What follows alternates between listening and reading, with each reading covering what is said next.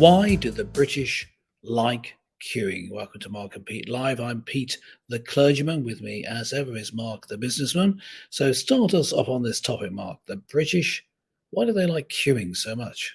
Well, this is a British trait, is it? Well, in fact, it seems that we constantly have this issue every year. Why do we really like queuing? But it's a little bit more serious than that.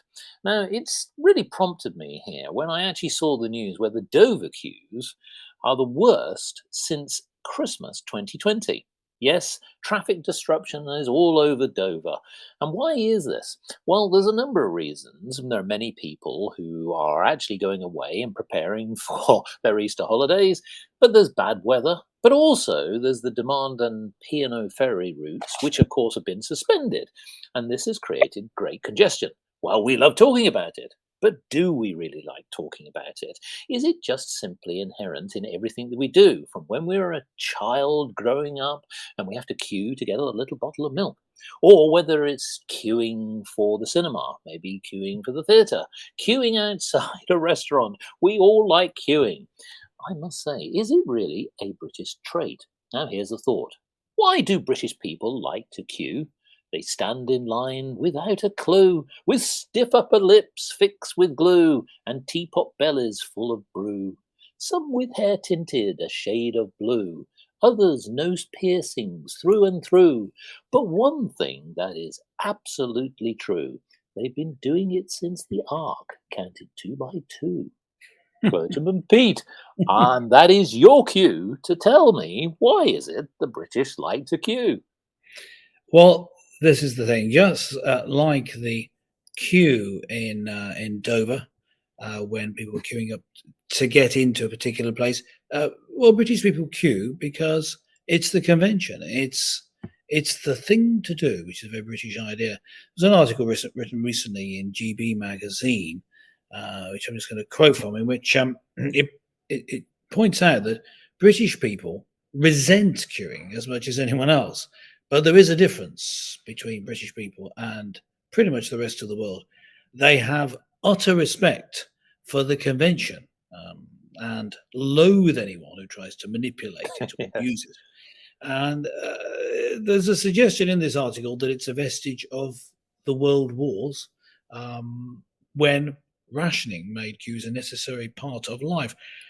I don't know. I don't have any data on that to show whether queuing was a big part of British life before then. But I would say that there is, yes, a convention. In fact, there are a few conventions that British people will obey and then grumble about it. Yes. See if you agree with this, gentle listener and Mark. Um, if you want to respect the queue, there are three things that you should remember, Oh, and this is to visitors to the UK. Should be you be coming over here?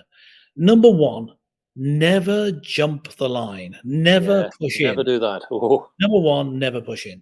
Number two, don't ask the person behind you to mind your place where you go on a long errand or visit the toilet.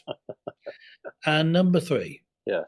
if you're carrying a suitcase, or pushing a supermarket trolley, don't drive into the heels of the person in front of you.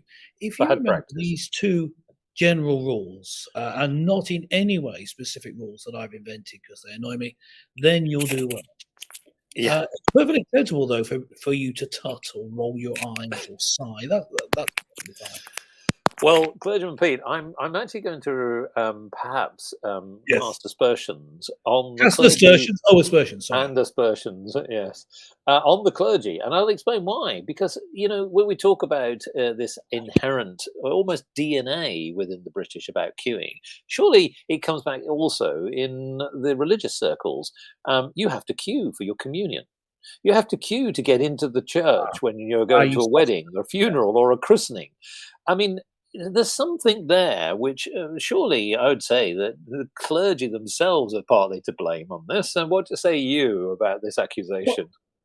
there is a certain gentleness about the Church of England, which lends itself to such matters. Yes, so queuing up politely and all that sort of thing. Now, in a way, that's good. It depends on who you're trying to reach out to, who you're trying to get to join your church in order to reap the benefits of and spiritual rewards of knowing Jesus Christ. But I would say for many people, it's quite off-putting. The parts of traditional church services, such as standing and sitting at certain times, turn to this page in the hymn book, that sort of thing, which feel very much like a regimented school, and queuing's one of them. And in some of the services I conduct, people actually queue up for communion, Yeah. and they wait in line. So, yeah, it makes it very British, but maybe this is British. I don't know, but it makes it maybe a little too formal, so a little bit off-putting, I imagine. Well, I have a concern because when we expand queuing a little bit, it has a business context here and it Yeah, impacts business. The idea of many lorries and even just general transport clogging up our arteries here, that's our road arteries, is very wasteful from a commercial perspective. You think about the fact that you've got deadlines to meet, you've got goods that potentially are perishable, you've got borders and paperwork that has to get through very quickly. So, I mean, the queuing, ironically, here's another side to this, is that our infrastructure perhaps can't cope with the 21st century anymore. And so we're sort of almost sort of set ourselves up to fail a little bit, where we want all the goods, not just in the UK, but of course from other lands. And it seems strange that we've almost become accepting of the fact that lorries will be stuck at Dover and any other port for yeah. that matter. Now, maybe we should sort of rethink this. I mean, is it time now for investment? Oh, I know we've been talking about this for a while. Mhm. Yes, Mr. Johnson, we need more investment, please, at Yeah. our ports. We don't want the paperwork there. We don't want the red tape.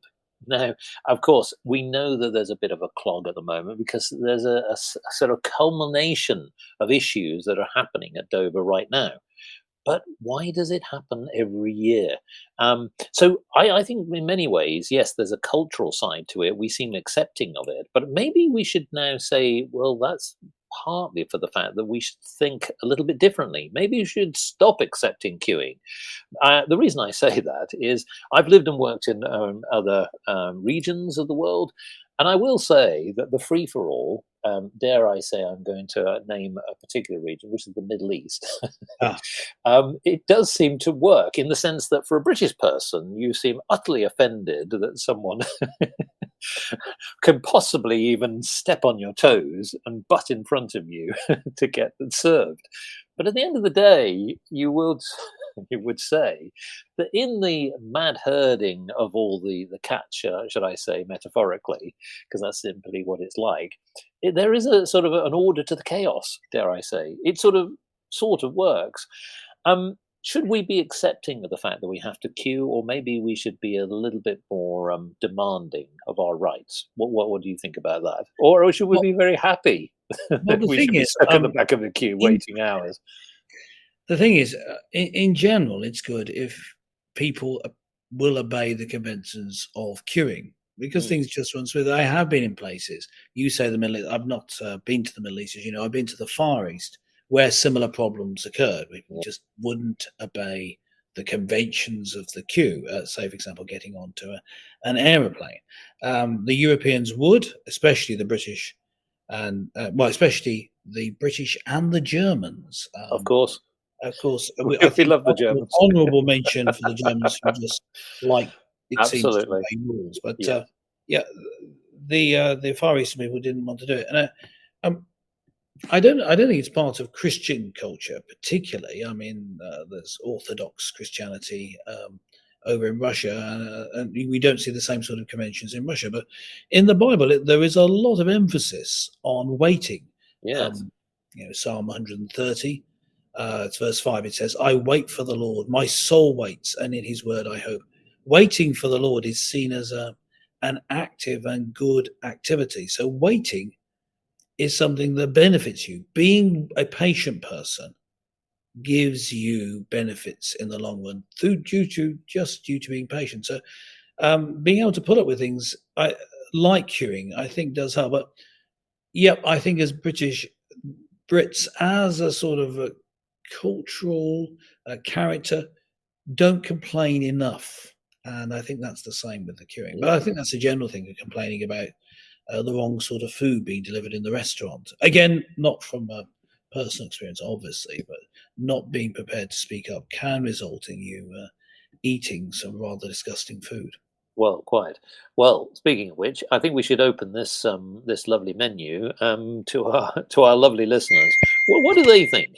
I mean, I'd love to know what they think about queuing. We should invite them to actually sort of submit their thoughts on this. Should the British Yes, change? yeah. If you listen to this, put a comment below if you're on YouTube or Rumble. If you're on our actual website, you'll see that there is a place to put in comments there. We do want to hear from you. What are your thoughts on queuing? Good, bad, indifferent, or do you never queue? Can't believe that. Are you actually British? Well, that's it from Mark and Pete for this week. Catch you next time. Remember to subscribe and see you next week.